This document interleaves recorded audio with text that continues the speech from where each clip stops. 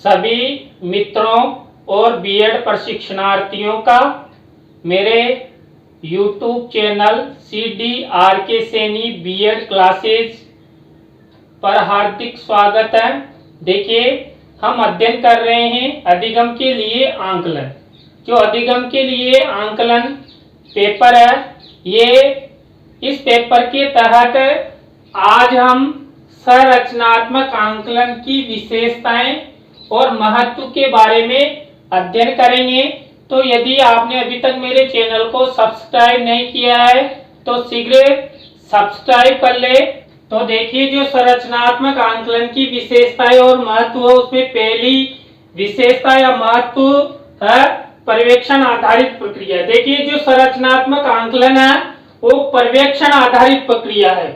देखिए, इस संरचनात्मक आंकलन के बारे में हमने इससे पहले वाले वीडियो में अध्ययन किया था। जो संरचनात्मक आंकलन होता है उसमें संरचना, आविष्कार या नई रचना से संबंधित प्रक्रिया है।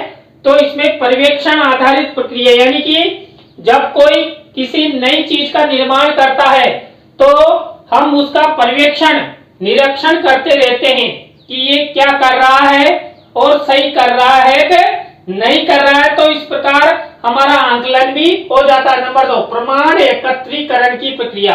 देखिए, हम जब नया आविष्कार करते हैं तो निश्चित प्रमाण होता है, क्योंकि हम नया निर्माण तभी करेंगे तब पक्का सबूत होगा। तो ये जो संरचनात्मक आंकलन है वो प्रमाण एकत्रीकरण की प्रक्रिया है। नंबर 3, वस्तुनिष्ठ आधारित प्रक्रिया। देखिए, इस प्रक्रिया में संरचनात्मक आंकलन के तहत प्रश्नों के माध्यम से, वस्तुनिष्ठ प्रश्नों के माध्यम से छात्रों का संरचनात्मक ज्ञान प्राप्त किया जाता है। इसके बाद वाद विवाद आधारित प्रक्रिया। देखिए, जो संरचनात्मक आंकलन प्रक्रिया है ये वाद विवाद आधारित है, क्योंकि हम नया निर्माण करते हैं, नई वस्तु का या नया आविष्कार करते हैं तो हम इस पर डिस्कस करेंगे। देखिए, मान लीजिए अभी कोरोना महामारी की दवा बन जाती है, कोई टेबलेट या इंजेक्शन आ जाता है तो हम उस पर पहले चर्चा करेंगे, उसी के बाद वो पब्लिक के लिए, सेवा के लिए आएगी।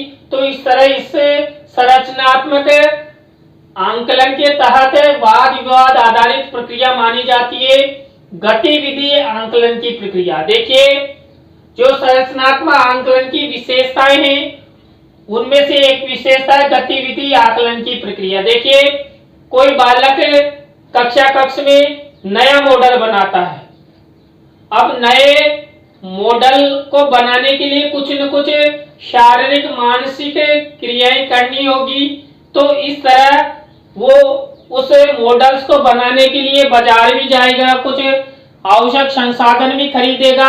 तो इस प्रकार गतिविधि आधारित आंकलन की प्रक्रिया है। नंबर 6, सहपाठी आंकलन की प्रक्रिया। जो संरचनात्मक आंकलन है वो सहपाठी आंकलन की प्रक्रिया है। इसके माध्यम से जो छात्र आपस में, अभी मान लीजिए 2 छात्र मिलकर एक मॉडल बनाएंगे, तो उस मॉडल में अगर 4 स्टूडेंट मिलकर मॉडल बनाते हैं तो जल्दी भी बनेगा और आपस में चर्चा भी हो जाएगी, कोई कमी रहेगी उसका पर्यवेक्षण भी हो जाएगा और चारों के द्वारा निगरानी भी हो जाएगी। तो यह सहपाठी आंकलन की प्रक्रिया भी है।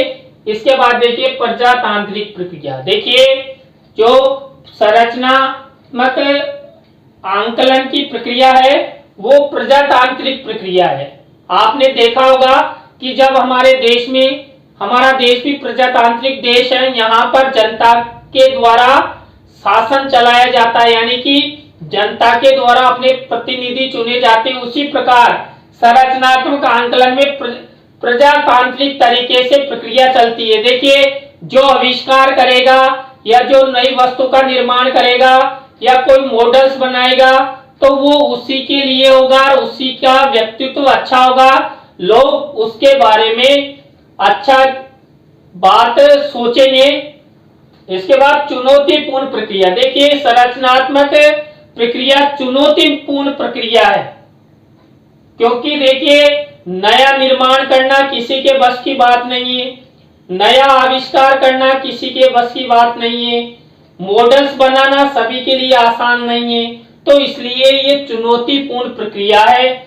इसके बाद पृष्ठ पोषण आधारित प्रक्रिया, देखिए जो संरचनात्मक प्रक्रिया है पृष्ठ पोषण फीडबैक आधारित प्रक्रिया है। इस प्रक्रिया के तहत छात्रों को बीच बीच में हम पृष्ठ पोषण देते रहते हैं। मान लीजिए कोई नया आविष्कार कर रहा है या कोई मॉडल्स बना रहा है, तो हम चलते चलते एक अध्यापक के द्वारा इस तरह निरीक्षण करते हुए उसको तुरंत बीच में टोक देते हैं कि बेटा आप गलती कर रहे हो, इसको इस तरह बनाओ, तो उसमें और निखार आएगा और नई संरचना का विकास होगा।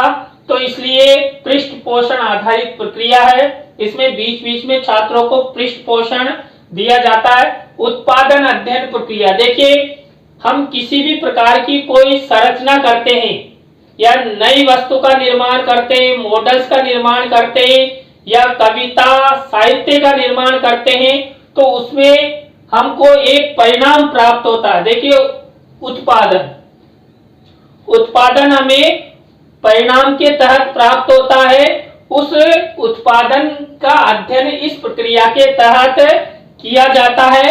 इसके बाद मानक आधारित प्रक्रिया, देखिए फिक्स मानक होते हैं इस प्रक्रिया के। मान लीजिए कोई बालक किसी भी प्रकार का मॉडल्स का निर्माण कर देता है, तो वो फिक्स मानक होते हैं, क्योंकि नई वस्तु का निर्माण मानकों के तहत ही होता है।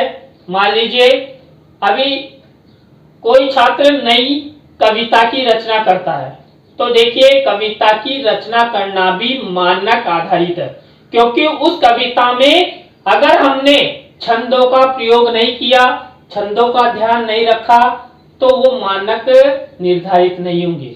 इसलिए कविता का निर्माण करते समय छंदों का विशेष ध्यान रखा जाता है। तो ये हमने 11 विशेषताएं और महत्व पढ़े हैं। आपकी परीक्षा की दृष्टि से किसी भी तरह ये प्रश्न बन के आ सकता है, विगत सालों में ये कई बार आ चुका है। तो ये प्रश्न किस तरह बनेगा, देखिए मैं बता देता हूं। संरचनात्मक आंकलन की प्रक्रिया के बारे में बताइए, तो संरचनात्मक आंकलन की प्रक्रिया के बारे में आ जाए तो ये सब लिख देना। उसके बाद संरचनात्मक आंकलन की विशेषता आ जाए तो ये लिख देना। संरचनात्मक आंकलन का महत्व आ जाए तो ये लिख देना।